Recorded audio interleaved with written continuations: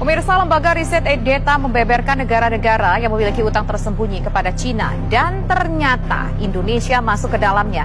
Besarannya pun fantastis, mencapai 17,28 miliar dolar Amerika atau setara dengan 266 triliun rupiah. Dalam hasil riset Data yang dirilis akhir September, nama Indonesia termasuk ke dalamnya. Indonesia disebut memiliki utang tersembunyi kepada Cina sebesar 17,28 miliar dolar Amerika atau setara dengan 266 triliun rupiah. Utang ini sebesar 1,6% dari produk domestik bruto. Di luar utang tersembunyi ini, Indonesia juga menerima pinjaman setara 4,42 miliar dolar Amerika atau setara dengan 63 triliun rupiah pada periode yang sama melalui skema Official Development Assistance. Selain itu juga tercatat pinjaman sebesar 29,96 miliar dolar Amerika atau setara dengan 427 triliun rupiah. Pinjaman ini diperoleh melalui skema Other Official Flow. Selain Indonesia, ada 9 negara lainnya yang menerima pinjaman dari Cina melalui dua skema itu. Cina juga memberikan utang tersembunyi kepada Laos, Angola, Namibia, Brunei Darussalam, Kazakhstan, Papua Nugini, hingga Turkmenistan.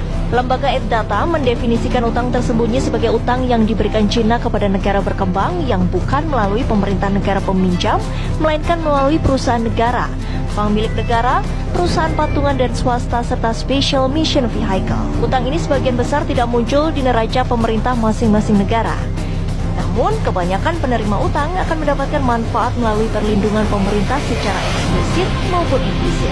Data menganalisis 13.427 proyek pembangunan Cina senilai 843 miliar dolar Amerika di 165 negara selama periode 18 tahun hingga akhir 2017. Mengungkap besaran utang tersembunyi dari proyek BRI. Langsung saja kita berbincang dengan dua orang narasumber yang sudah kami perkenalkan tadi pemirsa. Saya pertama ke Bang Rizal Ramli.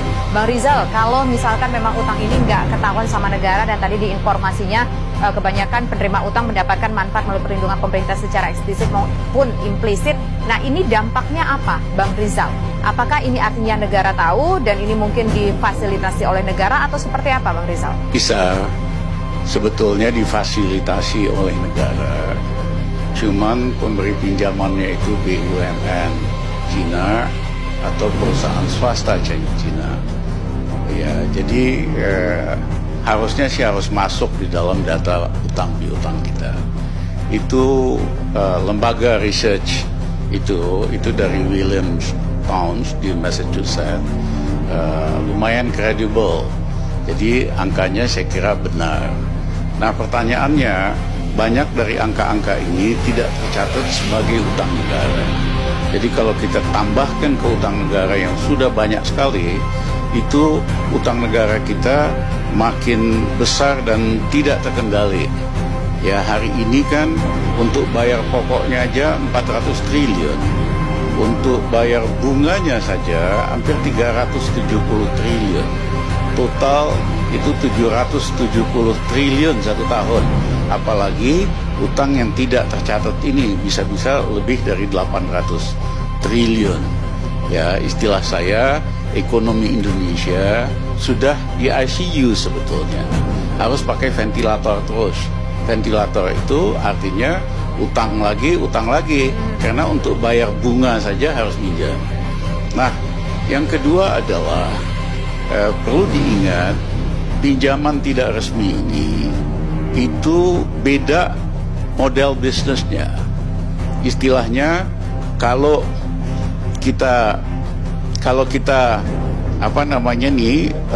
meminjam, misalnya bank kasih pinjaman nama Tisa, dia udah hitung kemampuan bayar Tisa itu sepertiga dari gaji bulanan. Jadi dia nggak mungkin kasih pinjaman lebih. Tapi dalam konteks China itu istilahnya itu lend to own. Dia sengaja kasih pinjam lebih besar daripada seharusnya supaya Tisa kagak mampu bayar. Begitu nggak mampu bayar, maka dimiliki langsung asetnya atau kontraknya ditambah. Nah, ini terjadi di negara-negara lain. Di Sri Lanka, proyek pelabuhannya besar sekali, biayanya mahal sekali, pendapatan dari trafficnya sedikit, akhirnya di Sri Lanka BUMN-nya nggak mampu bayar. Akhirnya diperpanjang kontraknya jadi 2 kali 99 tahun, hampir 200 tahun. Atau sahamnya mereka tingkatkan. Misalnya terjadi dalam kereta api cepat Jakarta-Bandung, itu pembengkakan biayanya saja 26 triliun, ya, dan karena pemerintah BUMN Wika nggak mampu setor modal, akhirnya kan saham mereka akan lebih tinggi lagi, akan dikuasai, kecuali kita tegas, karena proyek kereta api cepat Jakarta-Bandung kemahalan, tentu tanggung jawab kontraktornya dong, harus ada sanksinya, baik penaltinya dan sebagainya. Oke, berarti bisa dibilang ini cukup Nah, gambling ya, ngambil ini Bang Rizal ya?